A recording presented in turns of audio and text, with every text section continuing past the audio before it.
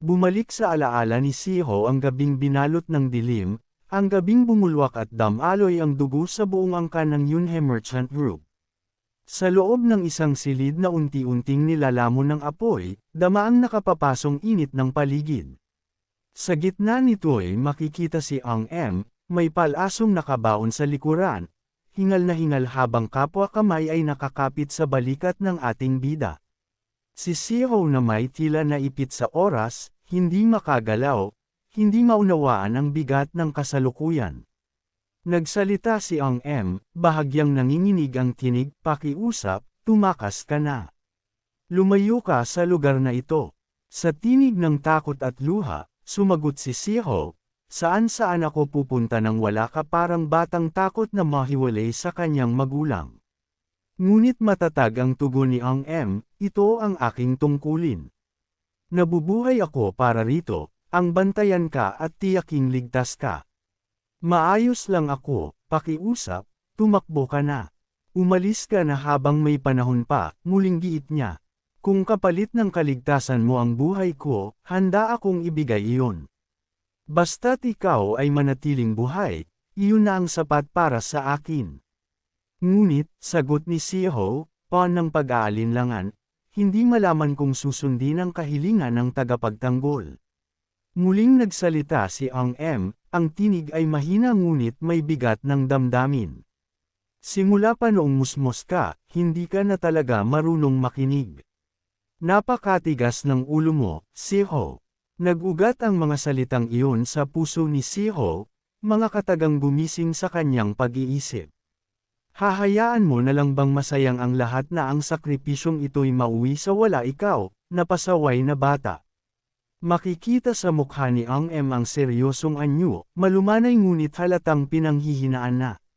Bawat sandali mahalaga, bawat saglit ay tila tinutunaw ng apoy at takot. Sa hindi kalayuan, dumagundong ang mga sigaw ng mga lalaking may layuning pumatay. Dito banda huliin sila at kasunod yun, bumukas ng marahas ang pinto, wasak at nilusob ng mga nilalang na walang ibang dala kundi kamatayan. Nagsalita si Ang M, may bahagyang paninigas sa tinig at apoy sa paningin. Siho, hawak-hawak niya ang kanyang espada, nakaantebe at handang salubungin ang mga papalapit na kaaway. Tumitig siya kay Siho at mariing winika, kailangan mong mabuhay at makaligtas. Alam kung kaya mong bumangon, umangat, at lumipad sa sarili mong lakas. Naniniwala ako sa kakayahan mo. Naiintindihan mo ba, Siho? Isang huling sulyap, isang payapang ngiti, iyon ang pamamaalam ni Ang M kay Siho. Walang salitang binigkas pa, ngunit malinaw ang mensahe, ito na ang hangganan ng kanilang landas na magkasama. Ito'y mga alaalang paulit-ulit na bumabalik sa isipan ng ating bida, parang aninong hindi kailanman lumalayo. Sa kasalukuyan, lumulutang ang isip ni Siho sa gitna ng katahimikan. Sa sarili bulong niya, kung papangalanan ko ang mga taong tunay kong pinagkakatiwalaan, kahit ilang beses pa akong ipanganak, kahit sa ilang buhay pa. Ang una, ay walang iba kundi ang gwardiyang si Ang M. Nakatitig siya rito, at tila naramdaman ni Ang M ang kanyang mga mata. Kumunat ang noo at bahagyang nenas. Anong tinitingin-tingin mo, loko? Ang ikalawang tao, ay si Palgap, sa gitna ng malamig at nanunuyong hangin ng taglamig. Habang halos nanginginig sa ginaw, nagwika si Palgap. Young Master, sobrang lamig na po. May sipong bumababa sa kanyang ilong, halatang hirap na hirap sa kalagayan. Samantala, si Ang M naman ay hindi na maitago ang pagkainis. Sa bawat pagbuga ng hininga ay kasabay ang pag-ulong na mura, habang sinasabing, nakakabweset na to, sobrang lamig na. Nagtago sila sa likod ng isang maliit na bundok ng nyebe, pansamantalang kanlungan mula sa unos. Doon, tahimik na nagmuni-muni si Siho, ang boses sa kanyang isipan ay malinaw at matatag. Ang hinahanap ko ngayon ay ang mahimalang gamot, isang bagay na magdudulot ng madugong labanan sa nalalapit na hinaharap. At sa paghahanap ng mahimalang gamot na iyon, tanging dalawang tao lamang ang aking maaasahan. Ang tinutukoy ni Siho, sina Ang M at Palgap. Ilang sandali ang lumipas, saka biglang nagsalita si Ang M, bahagyang umirap at nagkamot ng batok. So, ano na nga ba talaga ang hinahanap natin ngayon? Habang sinasambit niya ito, si Palgap naman ay tahimik lamang sa isang gilid, yakap-yakap ang sarili habang patuloy na nanginginig sa ginaw. Wala man siyang sinasabi, baka sa mukha niya ang pagod at lamig na hindi na kinaya ng katawan. Sumagot si Siho, sabay turo sa malayo. Doon banda, hindi niyo ba nakikita? Itinuro niya ang isang punong noligas na ang mga dahon, tila kalansay na lamang sa gitna ng nyebe. Ngunit sa dulo ng mga sanga nito ay may mga bungang nakabitin, maliliit ngunit kapansin-pansin. Ang mahimalang gamot na taglay ang yin na enerhiya. Ang bisa nito ay halos kasing halaga ng snow ginseng na tinatawag na 10,000 taon ang gulang. Ang tinutukoy niya ay ang purong Isis snow plum, isang prutas na bihirang makita. Para sa mga hindi pamilyar, ang itsura nito ay hawig sa mangosteen, bilugan at katamtaman ang laki, ngunit natatangi sa malayalong kinang ng balat nito. Tahimik namang sinubukang silipin ni Ang M ang tinutukoy ni Siho. Ginamit niya ang sariling mga kamay na tila teleskopyo, at pinaikit ang isang mata upang masilinagan ito mula sa malayo. Ang galing din ng kupol, ani Siho sa isip, napapangiti. Nang makita ito, agad siyang nagtanong. Ano ba yang bagay na yan? Walang pag-aalinlangan ang sagot ni Siho, matatag at may bahagyang pag-asang sumisilip sa kanyang tinig. Isa yang mapaghimalang gamot, ang tanging pag-asa upang mapawi ang karamdamang matagal ko nang dinadala. Malumanay at may halong seryosong pag-aalala ang tinig ni Ang M nang siya'y magtanong. Sigurado ka bang ligtas gamitin ang isang mahimalang gamot na halos hindi natin ganap na nauunawaan? May sapat naman tayong imbaka ng mga mahimalang gamot sa tahanan, dagdag niya habang pinagmamasdan ng ating bida, paan ng pag-aalinlangan sa kanyang mga mata. Ngunit agad na umiling si Siho, mariin ang kanyang sagot. Hindi ubra ang mga gamot na yon. Ang aking karamdaman ay hindi isang payak na pagkasira ng meridian. Ang sanhi nito ay isang pambihirang kalagayan, isang sumpang mahirap ipaliwanag. Ang mysterious dragon star physic. Isang natatanging pisikal na katangian na taglay lamang ng iilang nilalang. Sa kondisyong ito, ipinapanganak ang isang tao na may likas at labis na lakas ng yin energy na dumadaloy sa kanyang katawan. Sa mga kababaihan, ang ganitong enerhiya ay tila biyaya, pinapalakas nito ang kanilang katawang panloob, binubuksan ang landas upang maging tunay na martial masters. Ngunit sa mga kalalakihan, ang yin energy ay nagiging lason. Sumasalungat ito sa likas na yang energy ng katawan, at sa paglipas ng panahon, unti-unting winawasak ang laman at laman loob, hanggang sa tuluyang mapatay ang tagapagdala nito. At ang tanging lunas, ay ang maagang pagsipsip ng isang mahimalang gamot na naglalaman ng dalisay na yin energy. Kapag nagawa ito sa panahon ng pagbibinata, maaaring mapalitan at masupol ang nag-aalab na yang sa katawan, at sa halip, gawin itong balanse, isang katawang kaya ng pakisamahan ang sariling kapalaran. Ito ang huli kong natuklasan sa buhay kong nakaraan. Isang katotohanang halos hindi ko na inakalang masasambit pa. Sa panahong iyon, halos imposibleng makatagpo ng isang purong Isis snow plum. At ngayon lamang muling sumili ang pagkakataon. Ang lahat ng ito'y hindi binigkas ni Siho sa kanyang labi, bagkus ay dumadaloy lamang sa kanyang isipan, mabibigat na ganita at matinding layunin na siya lamang ang may alam. Nagtanong si Ang M, may bahid ng pagkainip sa tinig. Hindi mo ba talaga ipapaliwanag kung ano ang tunay na nangyayari? Ngunit ang tugon ni Siho ay mahinahon, halos pakiusap. Patawad, ngunit sana'y tanggapin mo na lang ang aking utos sa pagkakataong ito. Wala nang nasabi pa si Palgap, kundi isang malakas na bahing, dala ng matinding lamig na bumabalot sa kanilang paligid. Nanunuyong tumitig si Siho sa mga mata ni Ang M, at sa tinig na halos mahulog sa hangin, winika niya.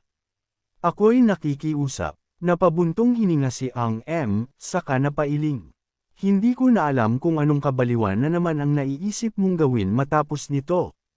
Pero kailan ka ba talaga nakinig sa tagapangalaga mong tulad ko?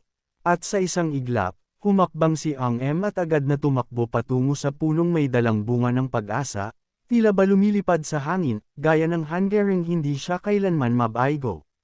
Samantala, ang dalawa sa likuran ay parang mga batang sabik. Nakataas ang mga kamay na animoy mga taga-suporta sa laban. Let's go, Ang M. Sabay nilang sigaw, puno ng tuwa. Tahimik na napaisip si Siho habang pinagmamasdan ito. Hindi ko masasabing mas malakas ako kaysa sayo, ngunit sisikapin kong tumatag, lumakas sa abot ng aking makakaya. Upang sa pagkakataong ito, sa buhay na ito, ay hindi ka na kailangang mamatay para, o dahil sa akin. Hindi nagtagal, narating ni Ang M ang malaking puno.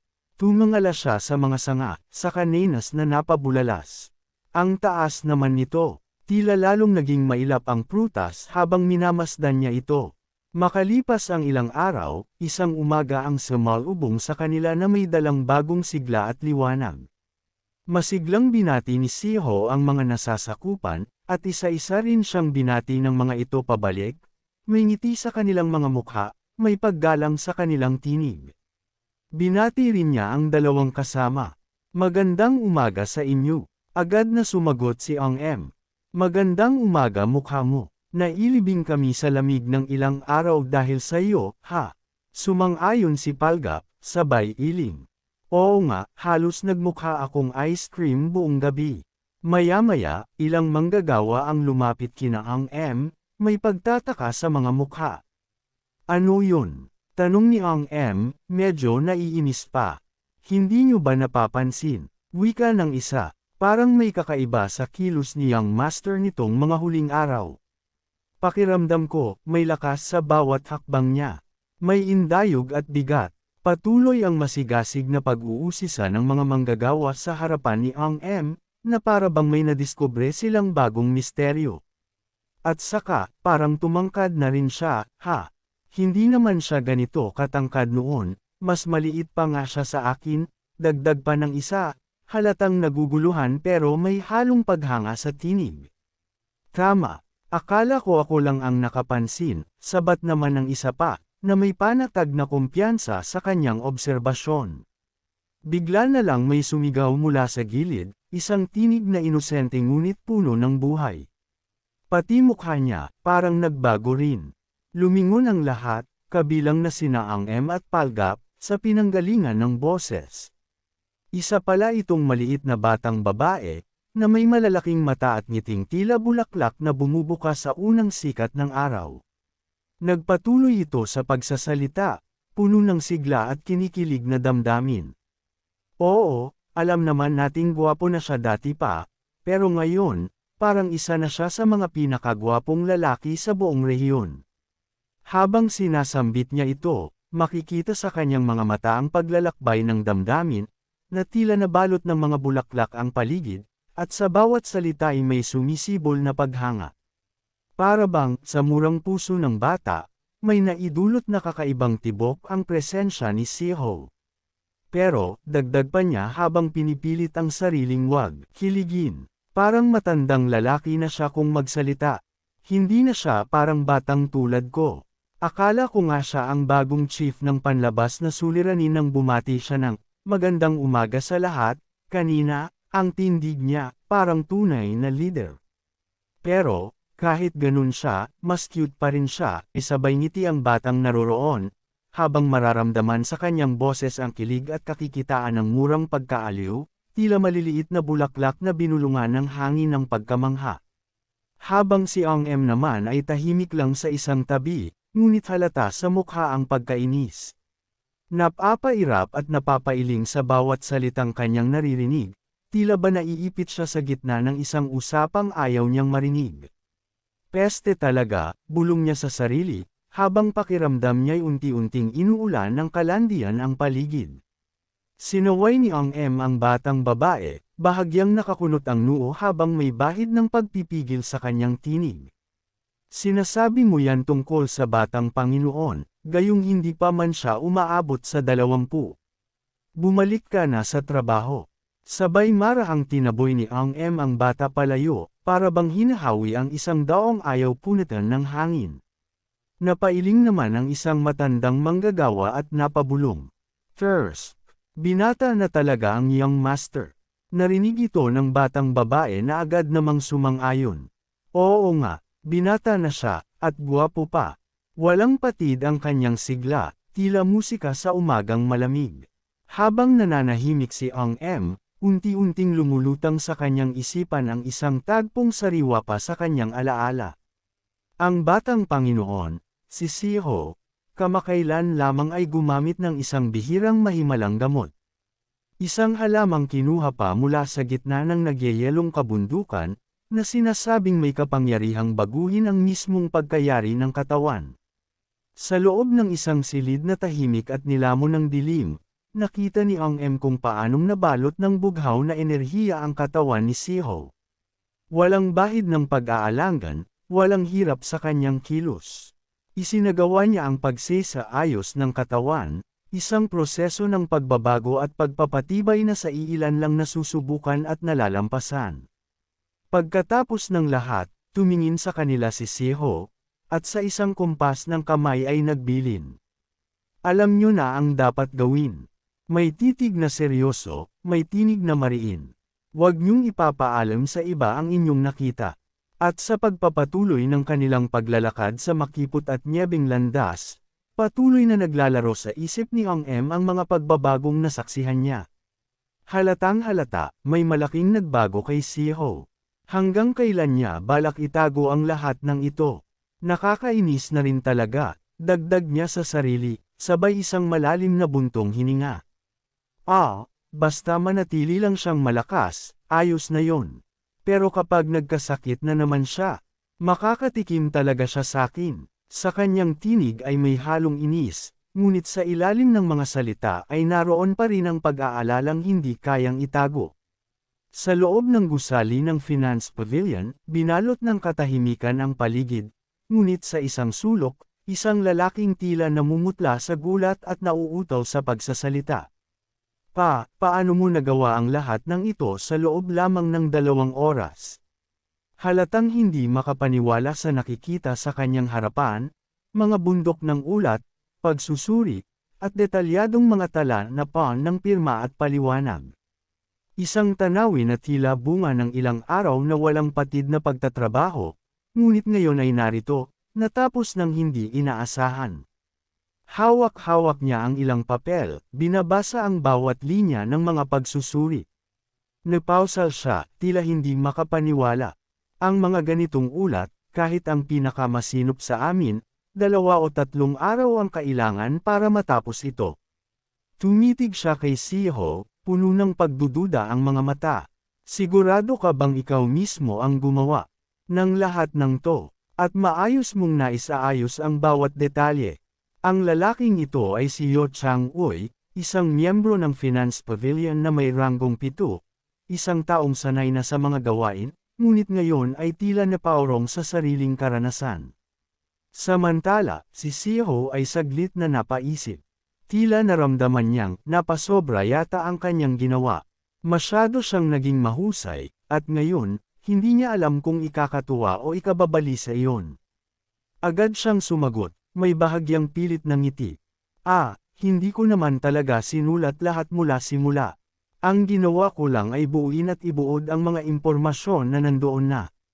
Hindi naman ganun kahirap yun gawin. Kasabay nito, bahagyang nag-iba ang ekspresyon ng kanyang mukha, tila hindi komportable, parang bata na nahuling nagpakitang gilas ng hindi sinasadya. Sa loob-loob niya, para na siyang nilalamon ng lupa. Ang tanga ko, dapat pala mas ginalingan ko ang pagpapanggap bilang baguhan. Ang lakas ng tama nito. Matagal ko nang nagagawa ang mga ganitong bagay. Sa una kong buhay, ito ang naging sandigan ko sa tagal ng panahon. At ngayon, sa bagong katawan na mas malakas at mas matatag, lalo pang bumilis ang lahat. Ngunit kasabay ng tagumpay ay ang agam-agam. Kita sa kanyang mukha ang bahagyang pagkabahala, dahil baka sa isang iglap, may makapansin. May magtanong. At unti-unti, mabunyag ang lihim na pilit niyang pinangangalagaan. Kinuha ni Chang Uy ang pansin ng ating bida. May paggalang sa tono ng kanyang tinig, ngunit hindi rin maitago ang pag-aalinlangan sa kanyang puso. Young Master, huwag mo sanang masamain ang sasabihin ko. Baka tunog masama sa pandinig, subalit kahit ang pinakamaliliit na gawain dito sa Finance Pavilion ay nararapat isagawa ng may masusing pag-iingat. Tumigil siya saglit, saka nagpatuloy habang nakatingin sa mga papel na inihain ni Siho. Ang daloy ng salapi sa isang organisasyon ay tulad ng dugo sa mga ugat ng tao. Kapag may kahit kapirasong maling impormasyon na makalusot, ano sa palagay mo ang maaaring mangyari? Isang tanong na mistulang hinubog sa pagdududa, pahiwatig ng kanyang pagkabahala sa ginawang trabaho ng ating bida. Matiim namang tumitig si Siho sa kanya. Walang ngiti, walang galaw, tanging pagkalma sa boses ang naging tugon. Kung gayon, sinasabi mo bang tinapos ko ito ng maaga dahil padalos-dalos ako? Napayuko si Chang Uy, halos parang bata na nahuli sa paninita. Ngunit hindi niya maitanggi ang kanyang iniisip. Aba, ginawa mo nga naman ang lahat ng sobrang bilis, sagot niya, kasabay ng tahimik na buntong hininga. Nung nakaraan lang, ang batang ito'y natutulog sa trabaho, pagkatapos ay muntik pang suntukin ang chief ng Internal Affairs. Imposibleng siya rin ang gumawa ng ganitong kalinis na ulat. Samantala, sa isip ni Siho, malinaw na malinaw halatang halata ang iniisip nitong si Chang Uy. Napabuntong hininga rin siya, bago ngumiti ng banayad. Gusto mo ba tayong magpustahan? Napakunot noo si Chang Uy. Ha? Anong ipupusta natin? Ibibigay ko ngayon din ang mga ulat na ito sa Chief of Internal Affairs, si Yu So-ak, sagot ni Siho. Pastahan tayo. Kung pasado sa kanya, panalo ako. Napatawa si Chang Uy, may halong pangungutya. Haha, edi palalakihin niya yan ng todo. Sigurado ka ba? Tingnan natin. Mapanatag ang tinig. Panahon na para turuan ng leksyon ang mayabang na batang ito, ani Chang Uy sa kanyang isipan. Sige, ano ang ipupuste natin? Ngumiti si Siho, ngunit may bahid ng kapilyuhan sa kanyang mga mata. Simple lang. Ang matatalo ang siya ring tatapos ng lahat ng natitirang trabaho ngayong araw. Pumayag agad si Chang Uy. Ayos. Kasado. Ngunit hindi pa pala tapos si Siho. At may dagdag pa, aniya, sabay bukas ng palad.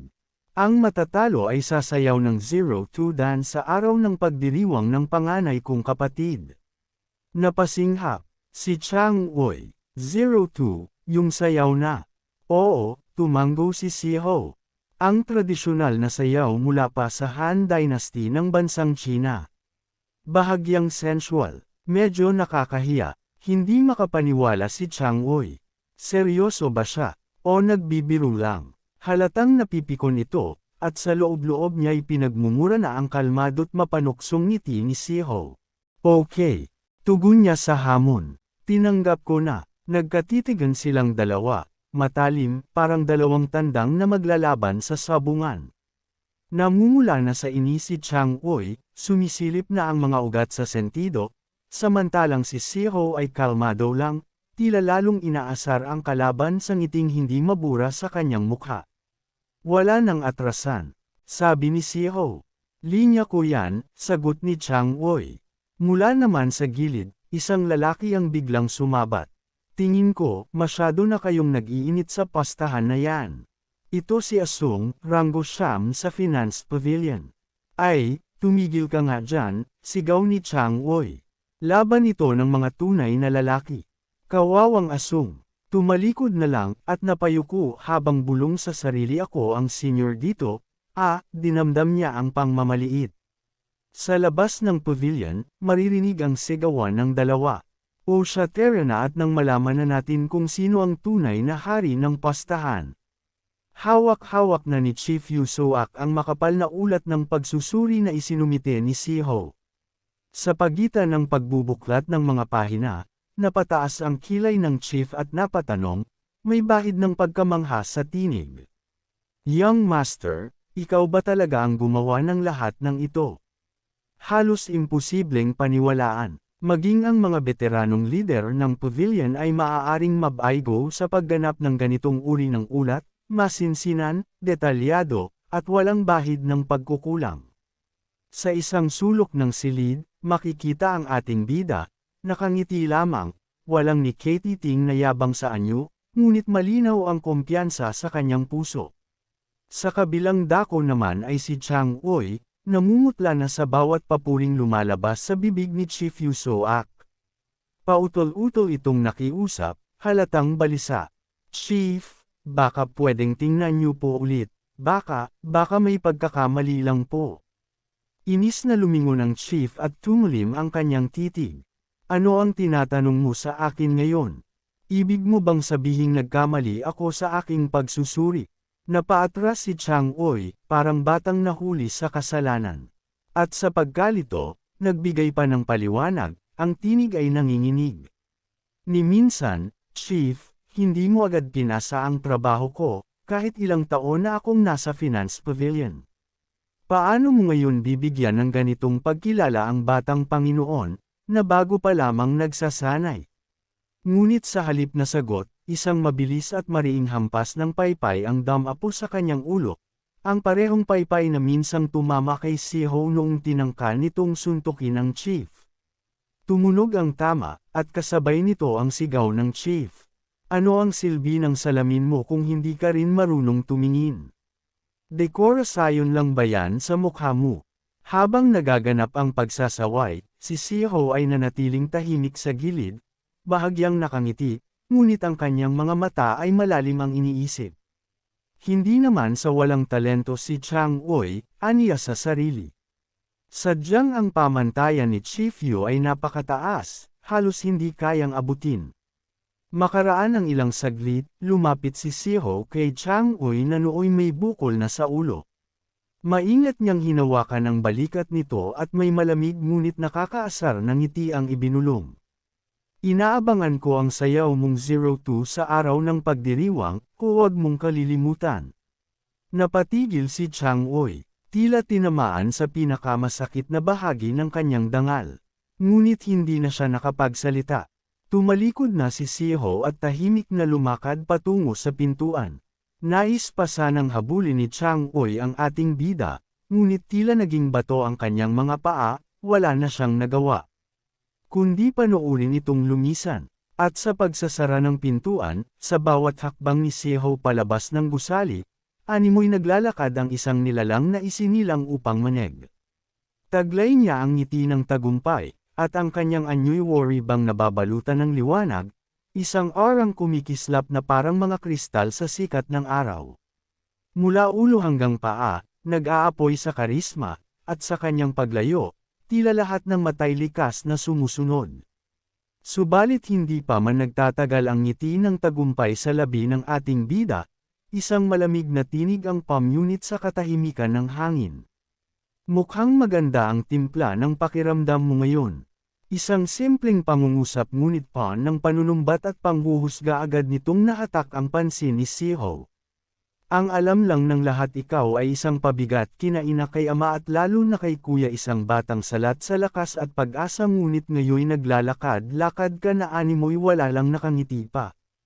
Kay lupit mong nilalang, maliwanag sa anyo nang nagsalita ang galit at pagkasuklam hindi nito ikinubli ang matinding inis sa presensya ng ating bida ang taong ito ay si Yoon Jinho ang ikalawang anak ng Yunhe Merchant Group isang taong matuwid ngunit palaban lalo na kung pamilya ang isinasangkot. At sa titig na iyon ni Jinho unti-unting bumalik kay Siho ang mga alaala ng nakaraan ng oras ng kanyang kamatayan isang kirot sa dibdib ang sumilay tila lamat ng isang sugat na muling bumukas. Jinho sambit ni Siho mahina ngunit pa ng damdamin may lamang at pahiwatig ng pangungulila sa kanyang tinig.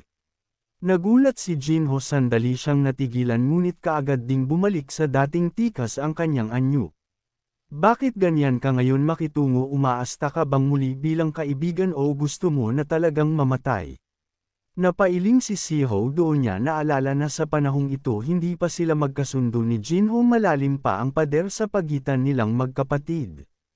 Tutol pa rin ako sa pag-aaral mong iyan ang kalakalan, dagdag pa ni Jinho, hindi maitago ang pag-aalala sa kanyang tinig kahit galit ang anyo, mas lalo lang mababahala si ama kung tuluyan kang hamina dahil sa mga gawaing hindi mo naman kayang gampanan. Tahimik si Siho, sa loob-loob niya hindi rin naman siya mali. At parang isang sundalong may tagubilin nagbabala si Jinho habang tumatalikod. Kapag humarap ka mamaya kay ama, siguraduhin mong hindi ka magmumukhang mahina, huwag mo nang ulitin ang mawalan ng malay gaya ng dati. Dahil kapag nangyari ulit yun, ako na mismo ang mag-aalis sa iyo dito sa Mandan Ibabaw. Ang puot sa mukha ni Jinho ay tila apoy na nais lumamon sa lahat ng kahinaan, subalit sa kaibuturan nito'y malinaw, ang galit ay hindi ugat ng pagkamuhi kundi bunga ng pag-aalala, ito ay pagmamahal na walang anyo ngunit may bigat. Huwag kang mag-alala, sagot ni Siho mahinahon habang yumuyuko bilang paggalang sa kanyang kuya, mag-iingat ako. Hindi kita gusto. Pagkasabi niyon, mabilis pumasok si Jinho sa isang silid at malakas na isinara ang pinto. Iniwan si Siho na nakatayo sa pasilyo, bitbit pa rin ang kanyang tungkod upang panatilihin ang kanyang pagpapanggap bilang may sakit. Tahimik siyang naglakad palayo, matay nakatuon sa malayo, damdamin ay tila binabayo ng mga lumipas na alaala. Ito ang unang pagkakataon na muling makikita ko si ama at ang aking mga kapatid mula nang bumalik ako sa mundong ito. Tunay ngang napakarami nang nagbago. Panahon na upang ipakita sa kanila kung sino talaga ako. Hanggang dito na muna ang ating video, abangan ang kapalaran ng ating bida sa susunod na kabanata. Huwag kalimutang mag-like, mag-comment at i-share ang ating video. At para sa mga bagong taga-subaybay, huwag kalimutang mag-subscribe upang laging updated sa paglalakbay ni Siho. Maraming salamat sa inyong panunood.